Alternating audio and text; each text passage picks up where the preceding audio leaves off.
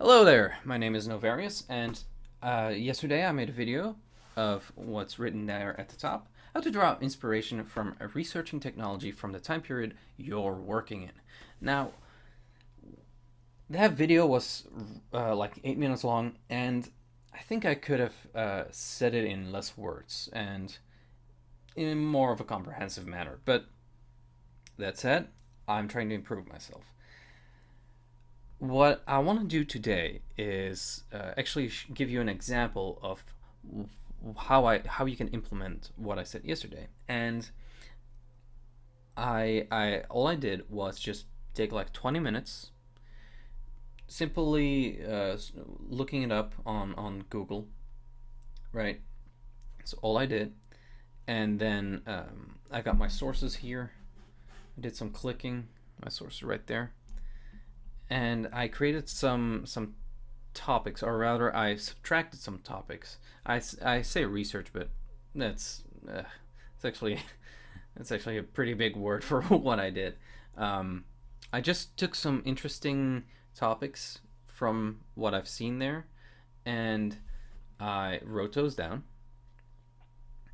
right here, and then I have some possible plot elements I can draw from those. Now, I set myself first in an era, right? The era I want to work in for whatever fantasy story I want to write or create. It doesn't have to be right. Then we look for a topic, right? In this case, I just wanted to take a look at farmers because farmers are a big deal in that time period. And I know that there is a lot of them, but what do they actually do? What do they need? How do they work? How do they operate? That's the stuff we want to take a look at and actually develop a better idea and better understanding of long term. How do they work? What do they do? Easy, right? So I just looked it up and I wrote this down, right? So I learned that they work in a feudal system, lords above farmers. Lords own the land usually, and farmers are underneath them, giving them taxes and whatnot. Then most of the land is divided, which makes sense. But what I wanted to emphasize here is that it is divided, and we can think about how it is divided and who divides it. Right? Those are some elements we can work with that could prove very interesting, or at least we can make something interesting out of it. What else? Well, we have the open field system, which I knew nothing about, but simply about looking it up once, I already understand that back in the day, they didn't put like hard boundaries. They didn't have like fences between the lands. It just required cooperation between the different farmers, and obviously, I think you can go a lot of different avenues with that system alone. Sorry, that was my that was my dog. Um, Getting back on topic, I also looked up crops fail. Like, well, I didn't look that up specifically, but I found that what happened if crops fail? Well, that means famine. That means food prices increase, and it has long-term impacts. Like it usually has impact years after the famine itself, in terms of prices and that sort of stuff. And then finally, I had a little bit more trouble finding this one, but a beast of burden is really important for a farmer.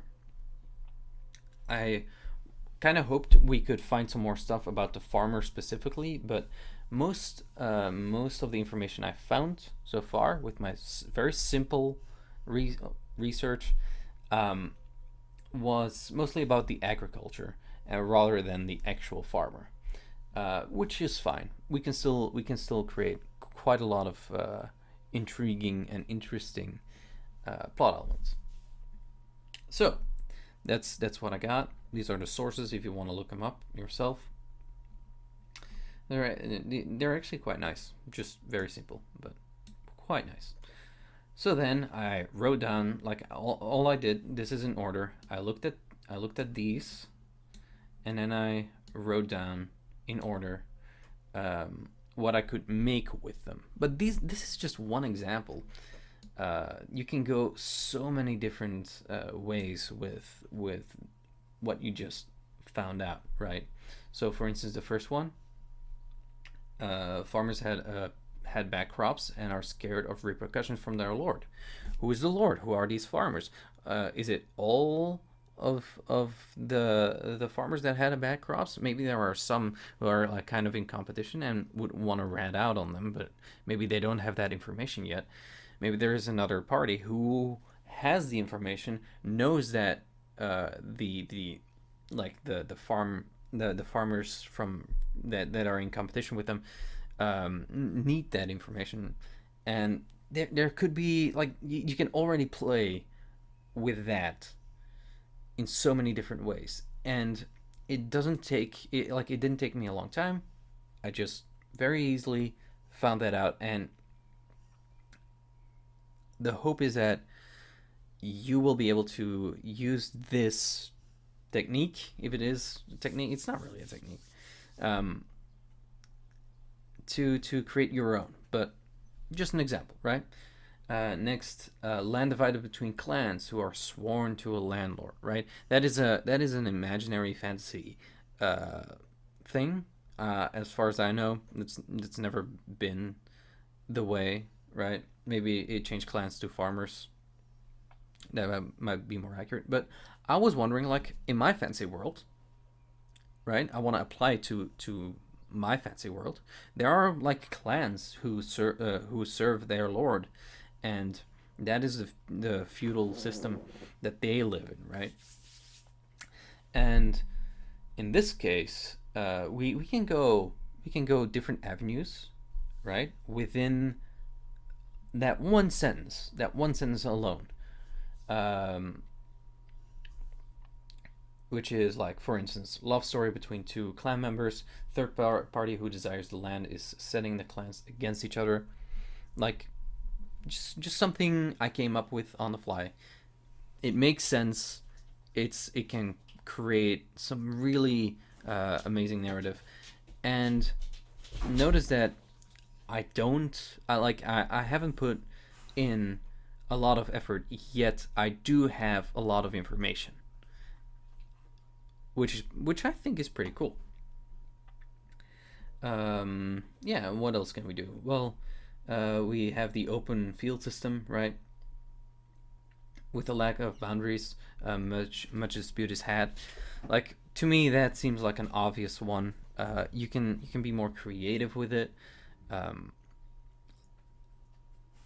let's say that there is a new lord who doesn't have any clue how the land is divided. Right, new lord gets into the castle. The old lord is dead. With this open field system, you can imagine that. Well, who does he have to believe, right? Who, like, if one farmer says that that plot of land is his, and the other says that same plot of land is theirs, then who's right? Do you hold a tribunal? Like, where do you go from there? Again, interesting. Maybe just on the background. Maybe just have that as a background element.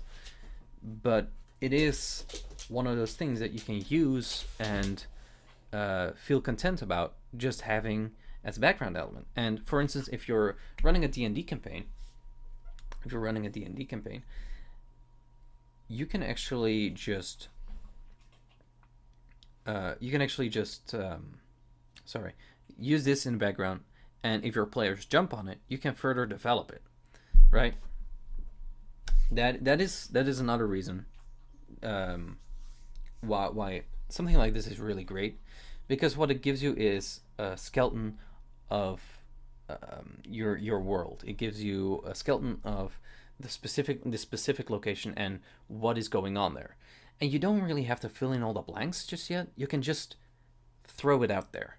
Anyway, let's finish this off.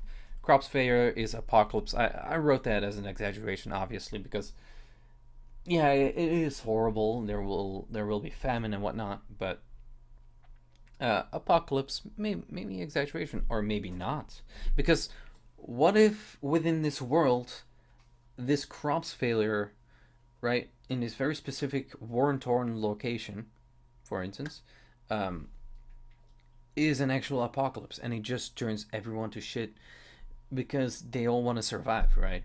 And in this case, we said we are working in high Middle Ages, low fantasy setting, right? That's our era, kind of. We can already imagine all the cruelty that goes on there, and we can really bring out um, some very harsh environments for characters to develop or find themselves in. All right, and then finally, I have the requirement of the Beast of Burden could result in theft from rival kingdoms. That, I mean, you can go so many ways with that. Maybe like two rival farmers, right? Just farmlands. They serve the same lord, but they hate each other. Like the entire family, like just totally against one another, and then suddenly the beast of burden of one family's farm dies. They obviously blame the other clan, and perhaps they kill their beast of burden out of revenge, out of spite. But turns out it wasn't them, and then there's this entire like plot you can develop, you can create, and from what? From just thinking about what is it that they need, what is it that they use, and that is exactly what we want to work on. That's our problem that we want to address and give to this world and see how it is solved, how it develops, and how we can like how it is perceived. All right. So again, I did this in like 20 minutes, and this is so much information on such a small little notepad, right? I hope that in a way this video helped.